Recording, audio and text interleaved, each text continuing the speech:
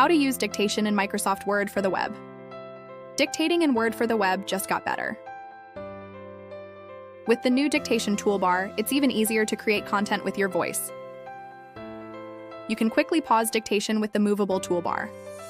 Use dictation suggestions to correct mistakes, and use the new auto punctuation setting to let us add punctuation for you. The feature with the latest updates can be tried today, and Word Online by going to Home Dictate on Windows. Use Alt and the backquote key to toggle the mic. First-time users will be prompted to enable microphone permissions. A mic icon will appear. Wait for it to turn on to be sure it started listening. Insert punctuation anytime by saying them explicitly, period.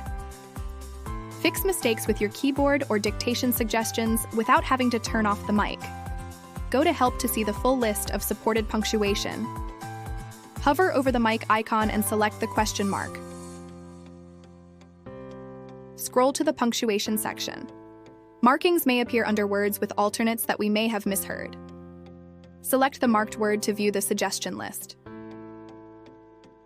If the marked word is already correct, you can select Ignore Exit Dictation by selecting the X in the dictation toolbar or pressing the button in the ribbon again. Additionally, 6 new preview languages have been added. You can now dictate in 20 different languages.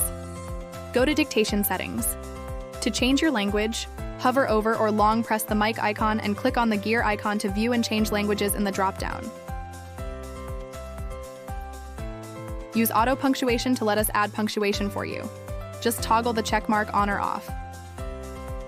It's all available now in Word Free for Office Online users. Thank you for watching us.